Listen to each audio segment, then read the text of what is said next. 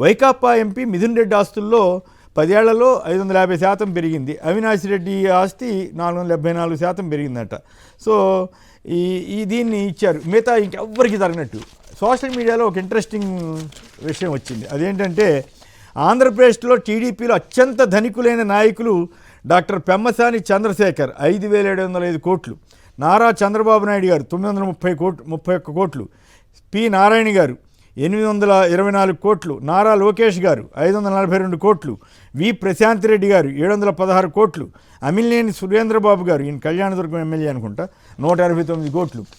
అందరి రాస్తే పర్వాలా, కావాలని పనిగట్టుకుని ఈనాడు వాళ్ళు ఇట్లా రాయటం ఏమి ఇట్లా అయిపోతుంది ఈ పరిస్థితి. విష్ణు గారు దీని మీద సంక్షిప్తంగా కామెంట్ చేస్తారా? అంటే సార్, వాళ్ళకి వైఎస్ఆర్ కాంగ్రెస్ పార్టీలో ఉన్నటువంటి నాయకులే ప్రధానమైనటువంటి శత్రువుల కింద గ్రౌండ్ లెవెల్ నుంచి కూడా లోకల్ ఎడిషన్ నుంచి పై ఎడిషన్స్ వరకు కూడా వైఎస్ఆర్ కాంగ్రెస్ పార్టీకి సంబంధించినటువంటి పార్టీని నాయకుల్ని టార్గెట్ చేస్తున్నారు.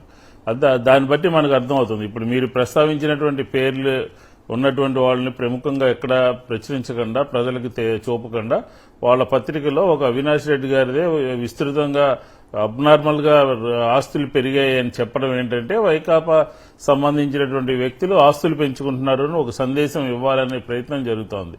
కాబట్టి ఈనాడు వాళ్ళ కార్యక్రమం అదే కార్యక్రమం ముందు నుంచి కూడా చివరి వరకు వైకాపాని టార్గెట్ గా పెట్టుకుని, వైకాపానే లక్ష్యంగా పెట్టుకుని పనిచేస్తున్నట్టుగా ఈ వార్త ద్వారా కూడా మరొకసారి ప్రజలందరికీ కూడా అర్థమైంది. కాబట్టి దాని గురించి మనం ఇంకా ఆలోచించాల్సినటువంటి పని లేదు. వాళ్ళ నైజం అంతే, వాళ్ళ ఆలోచన అంతే, వాళ్ళ యొక్క కార్యక్రమం కూడా అంతే. వైకాపానే టార్గెట్ వాళ్ళకి. ఎందుకంటే ఇప్పటి వరకు మనం చూసిన తర్వాత ఎక్కడా కూడా వ్యతిరేకమైనటువంటి వార్తలు మిగతా వ్యక్తులు అందరికీ చాలా ఉన్నాయి. సోషల్ మీడియాలో వచ్చినాయి, కొన్ని పత్రికల్లో కూడా వచ్చినాయి. కానీ ఒక్క అవినాష్ రెడ్డి గారికి సంబంధించిందే చూపిస్తున్నారు అని అంటే దాన్ని బట్టి మనం ఈనాడు యొక్క నైజాన్ని, ఈనాడు యొక్క తత్వాన్ని మనం అర్థం చేసుకోవచ్చు. రైట్. పోనీ అదేదో అనఫీషియల్గా అయితే ఉండదు కదా, అఫీషియల్గా వాళ్ళ వ్యాపారాలు ఇతరత్ర సంపాదించుకుంటారు.